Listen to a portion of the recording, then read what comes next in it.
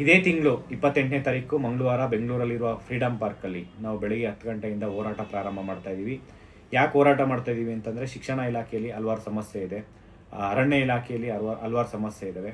ಈ ಶಿಕ್ಷಣ ಇಲಾಖೆಯಲ್ಲಿ ಡಿಸ್ಕ್ರಿಪ್ಟಿವ್ ತೆಗಿಬೇಕು. ಪ್ರತಿಯೊಂದು PSTR, GPSTR, HSTR, ದೈಹಿಕ ಶಿಕ್ಷಕರು, ಕಂಪ್ಯೂಟರ್ ಟೀಚರ್ ಎಲ್ಲದರಲ್ಲೂ ಈ ಒಂದು ಡಿಸ್ಕ್ರಿಪ್ಟಿವ್ ತೆಗಿಬೇಕು. ಓನ್ಲಿ ಆಬ್ಜೆಕ್ಟಿವ್ 200 ಕ್ವಶನ್ಸ್ ಆಬ್ಜೆಕ್ಟಿವ್ ಇರಬೇಕು. ಅದ್ರ ಸಲುವಾಗಿ ಹೋರಾಟ ಮಾಡ್ತಾ ಇದ್ದೀವಿ. ಇದ್ರ ಜೊತೆಯಲ್ಲಿ BCom B.Ed, BCom ಅವ್ರಿಗೆ B.Edಗೆ ಅವಕಾಶ ಮಾಡಿಕೊಟ್ಟಿದ್ದಾರೆ, TETಗೆ ಅವಕಾಶ ಮಾಡಿಕೊಟ್ಟಿದ್ದಾರೆ. ಕೋರ್ಟ್ ಆರ್ಡ್ರು ಇದ್ರೂ ಕೂಡ ಇವರು CETಗೆ ಅವಕಾಶ ಮಾಡಿಕೊಡ್ತಾ ಇಲ್ಲ.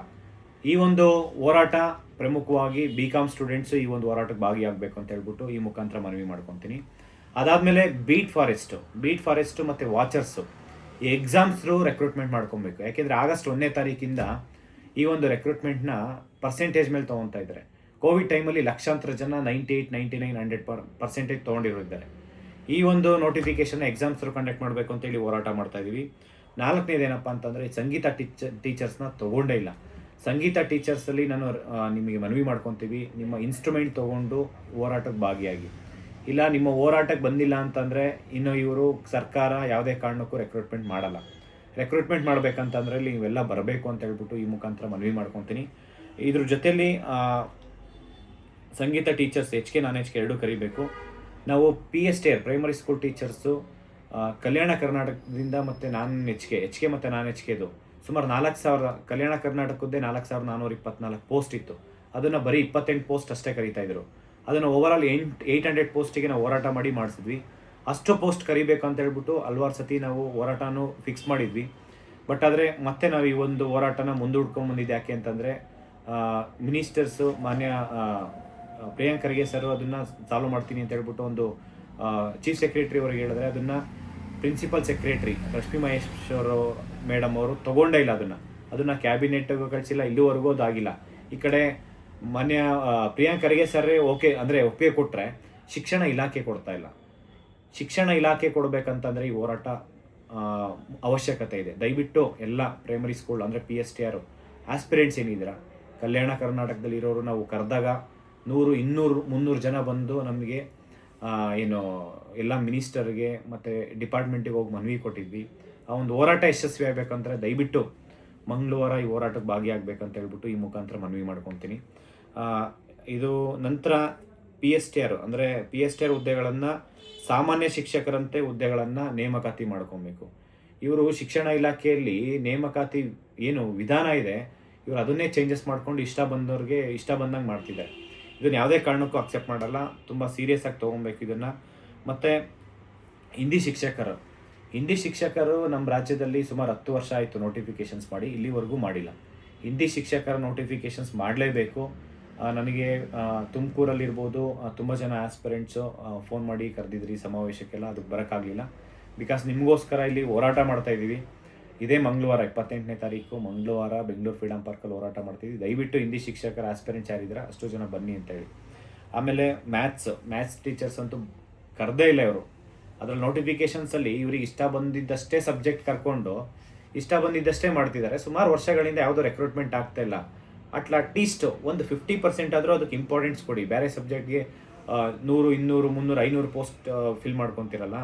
ಈ ಒಂದು ಕೆಲವೊಂದು ಸಬ್ಜೆಕ್ಟ್ಗೆ ಅಟ್ಲೀಸ್ಟ್ 100, 200 ಪೋಸ್ಟ್ ಆದರೂ ಫಿಲ್ ಮಾಡಬೇಕಾಯ್ತು, ಆದರೆ ಮಾಡಿಲ್ಲ.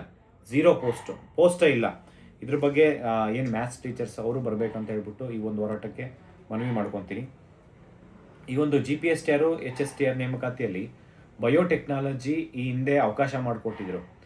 ಆದರೆ ಇವಾಗ ಈಗಿನಂಥ ಕಮಿಷನರ್ ಅಂದರೆ ವಿಕಾಸ್ ಸರ್ ಹತ್ರ ಕೇಳಿದಾಗ, ಇಲ್ಲ ಹಿಂದೆ ಇರೋ ಕಮಿಷನರ್ ತಪ್ಪು ಮಾಡಿದರು, ಸಬ್ಜೆಕ್ಟ್ ಇರಲಿಲ್ಲ, ಅದೆಲ್ಲ ಇಲ್ಲ. ಒಂದು ಸತಿ ಅವಕಾಶ ಕೊಟ್ಟ ಮೇಲೆ ಅವಕಾಶ ಕಿತ್ಕೊಳ್ಳೋಂಥ ರೈಟ್ಸ್ ಯಾರಿಗೂ ಇರಲ್ಲ. ಒಂದು ಸತಿ ಕೊಟ್ಟಿರೋದನ್ನು ನೀವು ಯಾಕೆ ಅದನ್ನು ಕಂಟಿನ್ಯೂ ಮಾಡಬಾರ್ದು? ಎಷ್ಟೊಂದು ನೋಟಿಫಿಕೇಷನ್ ನೋಡಿದ್ದೀವಿ, ಅವಕಾಶ ಇಲ್ಲದೆ ಇರೋದಕ್ಕೆಲ್ಲ ಯಾರ್ಯಾರಿಗೂ ಅವಕಾಶ ಕೊಟ್ಟು ಎಕ್ಸಾಮ್ ಬರೆಯೋದು ಕೊಡ್ತಾರೆ. ನೀವೇನು ಡೈರೆಕ್ಟ್ ಜಾಬ್ ಅಂತೂ ಕೊಡಲ್ಲ. ದಯವಿಟ್ಟು ಬಯೋಟೆಕ್ನಾಲಜಿ ಆಸ್ಪಿರೆಂಟ್ಸ್ ಯಾರಿದ್ದೀರಾ, ಬರೀ ಏನು ಮನವಿ ಕೊಡೋದಕ್ಕಷ್ಟೇ ಅಲ್ಲ, ಹೋರಾಟಕ್ಕೆ ಭಾಗಿಯಾದರೆ ನಿಮ್ಮ ಸಮಸ್ಯೆಗೆ ಪರಿಹಾರ ಸಿಗುತ್ತೆ. ಒನ್ಸ್ ನೋಟಿಫಿಕೇಷನ್ಸ್ ಆದಮೇಲೆ ಯಾವುದೇ ಕಾರಣಕ್ಕೂ ಆಗಲ್ಲ. ಇವನ್ ಬಯೋಟೆಕ್ನಾಲಜಿ ಅಂತಲ್ಲ, ಬಯೋಕೆಮಿಸ್ಟ್ರಿನೂ ಅವಕಾಶ ಮಾಡಿಕೊಡಿ. ಫಿಶರೀಸ್ ಕೊಡಿ ಅಂತ ಹೇಳ್ತೀರಾ, ಫಿಶರೀಸು ಅಷ್ಟೇ. ಈ ಒಂದು ನೋಟಿಫಿಕೇಷನ್ಗೆ ನಿಮಗೆ ಅವಕಾಶ ಕೊಡಬೇಕಂತಂದರೆ ದಯವಿಟ್ಟು ಹೋರಾಟಕ್ಕೆ ಭಾಗವಹಿಸ್ದಿರಾ ನಿಮಗೆ ಅವಕಾಶ ಕೊಡಿ ಅಂತಂದರೆ ಆಗಲ್ಲ. ಪಾಪ ನೀವೆಲ್ಲ ಮನವಿ ಕೊಡೋದಕ್ಕೆ ತುಂಬ ಜನ ಬಂದಿದ್ದೀರಿ. ಅದೇ ರೀತಿ ಈ ಒಂದು ಹೋರಾಟಕ್ಕೆ ಭಾಗವಹಿಸಬೇಕು ಅಂತ ಹೇಳ್ಬಿಟ್ಟು ಮನವಿ ಮಾಡ್ಕೊತೀನಿ. ನಾಳೆ ಒಂದೇ ದಿನ ಇರೋದು, ನಾಡಿದ್ದೇ ಹೋರಾಟ ಇರೋದು ಮಂಗಳವಾರ, ಅಂದರೆ ಇದೇ ತಿಂಗಳು 28ನೇ ತಾರೀಕು, ಜುಲೈ 28ನೇ ತಾರೀಕು ಮಂಗಳವಾರ ಬೆಂಗಳೂರು ಫ್ರೀಡಮ್ ಪಾರ್ಕಲ್ಲಿ ಬೆಳಿಗ್ಗೆ 10 ಗಂಟೆಗೆ ಹೋರಾಟ ಇರುತ್ತೆ.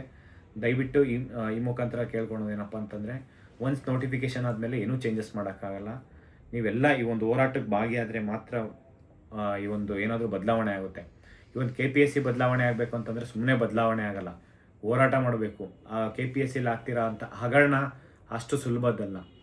ನೀವು ಮನೇಲಿ ಕೂತ್ಕೊಂಡು KPSCಲಿ ಬದಲಾವಣೆ ಮಾಡ್ತೀನಿ, KPSCಯಲ್ಲಿ ಆಗ್ತಿರೋಂಥ ಭ್ರಷ್ಟಾಚಾರ ಬದಲಾವಣೆ ಮಾಡ್ತೀನಿ ಅಂತಂದ್ರಲ್ಲ, ನಾವು ಹಲವಾರು ಹೋರಾಟ ಮಾಡಿ ಈಗ ಏನು ಒಂದಷ್ಟು ಜನನ, ಈ ವೆಟರ್ನರಿ ಆಫೀಸರೇ ಆಗಿರ್ಬೋದು, ಎಷ್ಟು ಬ್ರಹ್ಮಾಂಡ ಭ್ರಷ್ಟಾಚಾರ, ಒಂದೊಂದು ಪೋಸ್ಟಿಗೆ 80 lakhs ಕೇಳ್ತಿದ್ದಾರೆ ಅಂತಂದರೆ, ಸರ್ಕಾರ ಆಗಿರ್ಬೋದು, ಯಾವುದೇ ರೆಕ್ರೂಟ್ಮೆಂಟ್ ಏಜೆನ್ಸಿ ಅಂದರೆ ಡಿಪಾರ್ಟ್ಮೆಂಟು ಈ ರೀತಿ ಭ್ರಷ್ಟಾಚಾರ ಮಾಡ್ಕೊತ ಹೋದರೆ ಪ್ರಾಮಾಣಿಕವಾಗಿ ಓದ್ತಾ ಇರೋಂಥವ್ರಿಗೆ ಎಲ್ಲಿ ಕೆಲಸ ಸಿಗುತ್ತೆ?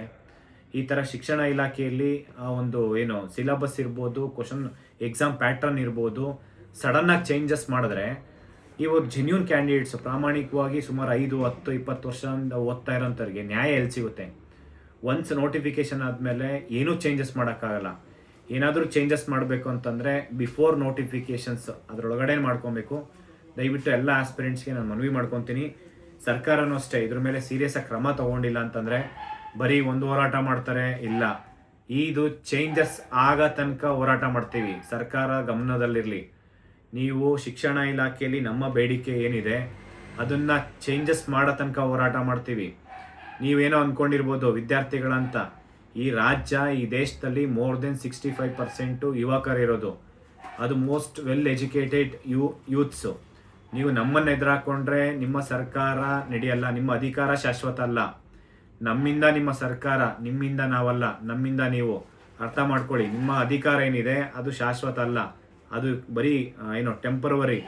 ಇಲ್ಲಿರುವಂಥ ಸಮಸ್ಯೆಗಳಿಗೆ ಸ್ಪಂದಿಸಿ, ಇಲ್ಲಿರೋಂಥ ವಿದ್ಯಾರ್ಥಿಗಳ ಕಷ್ಟ ಸುಖಗಳಿಗೆ ಸ್ಪಂದಿಸಿ. ಅವ್ರ ಶಾಪ ನಿಮಗೆ ಒಂದ್ಸತಿ ತಟ್ಟಂತಂದರೆ ಯಾವ ಶಾಪನೂ ಬೇಕಿಲ್ಲ ನಿಮಗೆ. ಕರ್ಮ ಅನ್ನೋದು ನೀವೇನು ವರ್ಷಾನುಗಟ್ಟಲೆ ಕಾಯ್ಬೇಕಂತ ಏನಿಲ್ಲ. ಈ ಕರ್ಮ ಅನ್ನೋದು ಈಗಿಂದೀಗೆ ಸಿಗುತ್ತೆ. ದಯವಿಟ್ಟು ಇದನ್ನು ಅರ್ಥ ಮಾಡಿಕೊಂಡು ಈ ಸಮಸ್ಯೆ ಏನಿದೆ ಇದಕ್ಕೆ ಸ್ಪಂದಿಸಿ. ಹೋರಾಟನ ನೀವು ಇಲ್ಲಿಗೆ ಸ್ಟಾಪ್ ಮಾಡಿದ್ರೆ ಒಳ್ಳೆಯದು. ಇಲ್ಲ ಅಂತಂದರೆ ರಾಜ್ಯಾದ್ಯಂತ ಹೋರಾಟ ಮಾಡ್ತೀವಿ, ಯಾವುದೇ ಕಾರಣಕ್ಕೂ ಬಿಡಲ್ಲ. ಇದು ಸರ್ಕಾರದ ಗಮನದಲ್ಲಿರಲಿ. Thank you so much. ನಮಸ್ಕಾರ.